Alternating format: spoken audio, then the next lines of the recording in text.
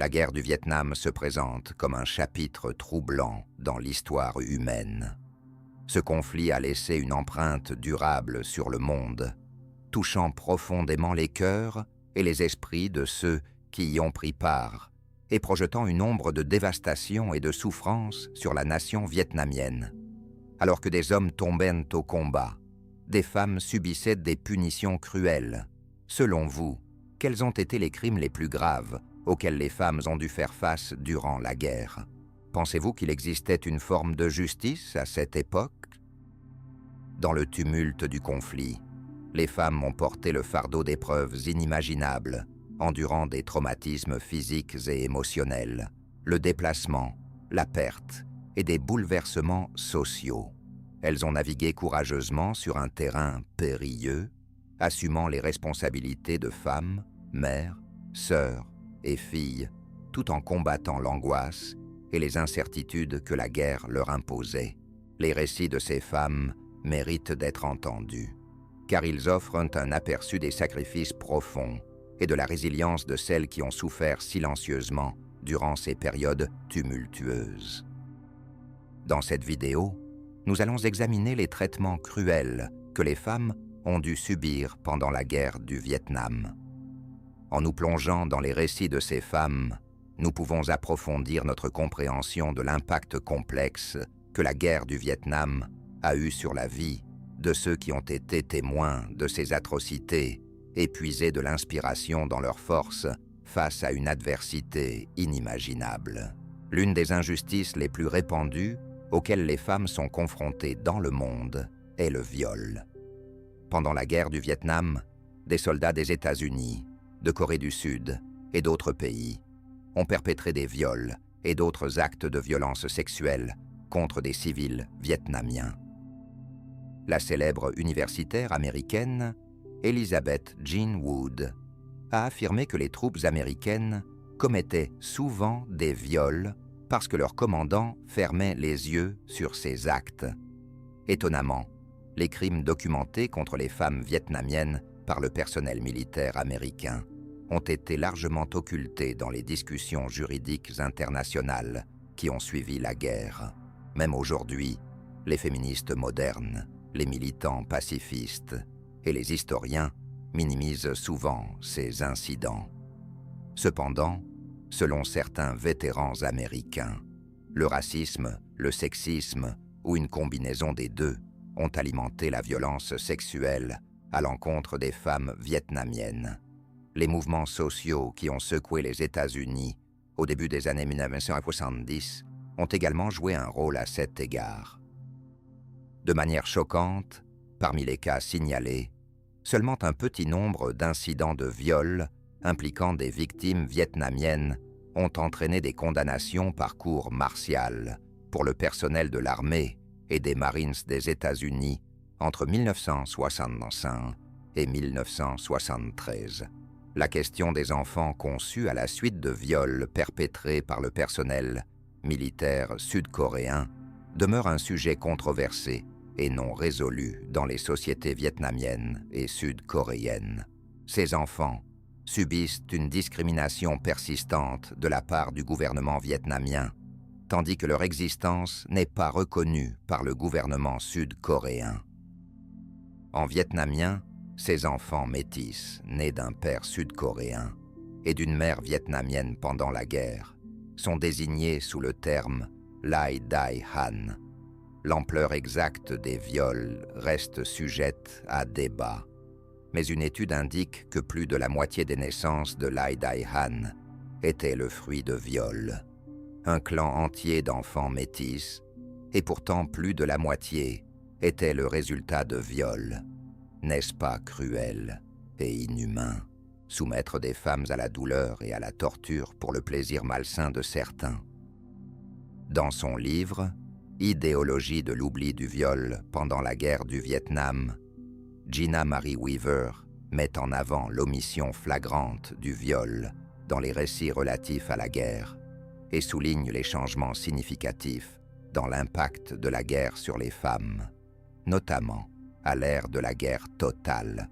Weaver affirme que les États-Unis ont redirigé le débat national sur la guerre pour se concentrer sur les problèmes médicaux et psychologiques rencontrés par les vétérans du Vietnam, effaçant ainsi efficacement les traumatismes subis par les véritables victimes de la guerre, les civils vietnamiens, en particulier les femmes.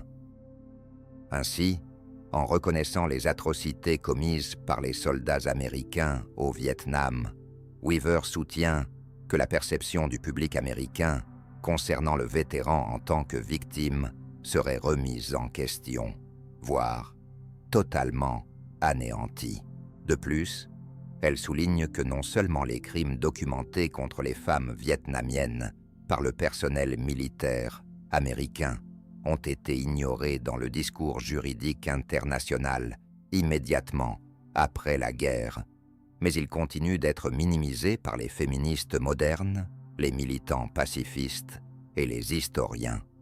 Si les transgressions de ces héros étaient rendues publiques, alors ils ne seraient plus vus comme des héros, mais comme de véritables monstres ayant abusé des innocents. Selon Dadis, les viols en groupe étaient monnaie courante pendant la guerre du Vietnam, prétendument en raison d'une politique délibérée de commandement de violence de la part du personnel militaire américain contre le peuple vietnamien. De nombreux soldats considéraient les rapports sexuels consensuels et les viols forcés comme des conséquences inévitables du champ de bataille, soit comme des récompenses justes, soit comme des dommages collatéraux.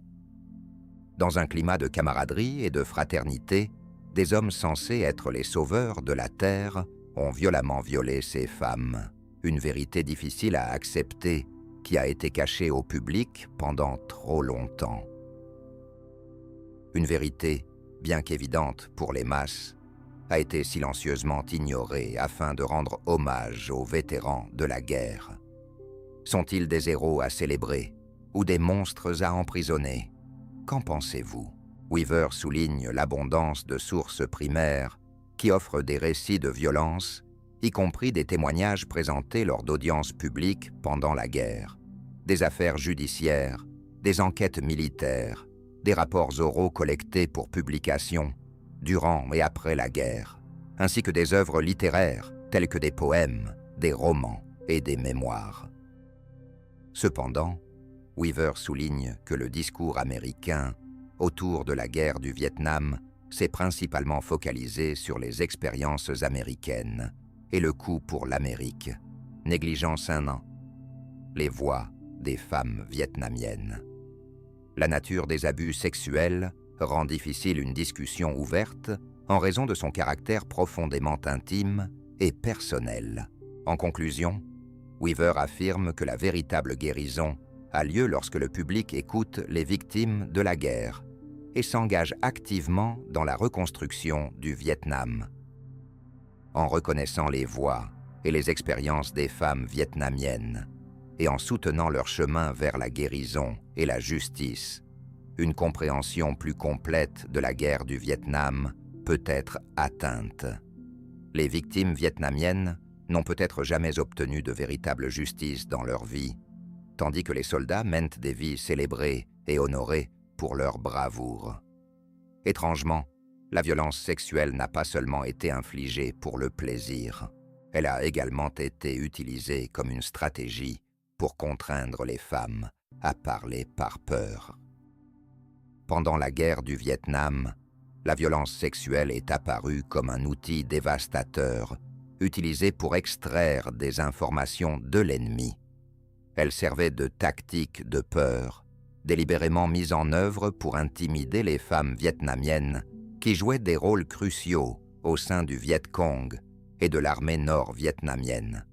L'objectif était d'instiller la terreur chez ces femmes, afin d'affaiblir leur détermination et de décourager leur engagement dans le conflit. De plus, la violence sexuelle était utilisée comme un moyen d'humilier et de dégrader les femmes ayant des opinions politiques opposées, agissant comme un avertissement pour celles qui osaient défier les forces adverses. Le manque de mécanismes de signalement et l'absence de voies de recours ont engendré une culture d'impunité permettant aux membres des forces armées de commettre de tels actes sans craindre de répercussions. Les auteurs, ou nos prétendus héros, savaient pertinemment que leurs actions ne seraient pas rapportées à leurs supérieurs, leur permettant ainsi de poursuivre leurs actes odieux sans être inquiétés. Cette culture d'impunité a encore exacerbé la terreur et le traumatisme subis par les femmes qui faisaient face à la menace constante de violences sexuelles de la part des forces armées. Le but de cette utilisation généralisée de la violence sexuelle était de terroriser, d'intimider et de cibler spécifiquement les femmes pendant la guerre. C'était une stratégie délibérée visant à saper le moral et la résilience de la population vietnamienne, en particulier des femmes qui jouaient des rôles essentiels dans divers aspects du conflit. Cette approche systématique visait à briser leur esprit, à démoraliser la communauté et à compromettre les efforts de ceux qui luttaient pour leur cause. En plus de l'utilisation calculée de la violence sexuelle comme tactique de peur, il y avait également des cas de violence sexuelle opportunistes. Ces actes étaient motivés par des auteurs individuels tirant parti de l'environnement chaotique et instable de la guerre, exploitant des personnes vulnérables pour leur propre intérêt personnel. L'absence de loi et d'ordre, associée à l'effondrement des structures sociales, a créé un contexte favorable à de tels actes opportunistes de violence sexuelle.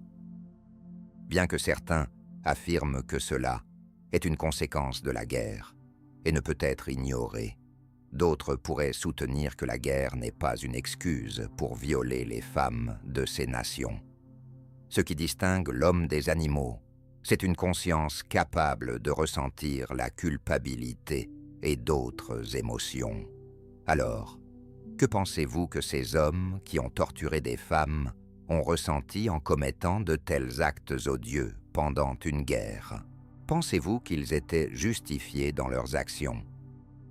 Ce chapitre sombre de l'histoire met en évidence l'impact dévastateur de la violence sexuelle en tant qu'arme de guerre, infligeant une douleur et une souffrance incommensurables à d'innombrables femmes vietnamiennes. C'était un outil cruel, utilisé par des hommes pour opprimer et tirer du plaisir du sexe opposé. Il y a entre 5000 et 3000 Lai Jai Han dans le monde. Et le fait que plus de la moitié de ces enfants aient été conçus à la suite de viols illustre les pratiques inhumaines des hommes pendant la guerre. Que pensez-vous de cela? Pensez-vous que ces femmes méritent des réparations et une indemnisation pour la douleur et la souffrance qu'elles ont endurées?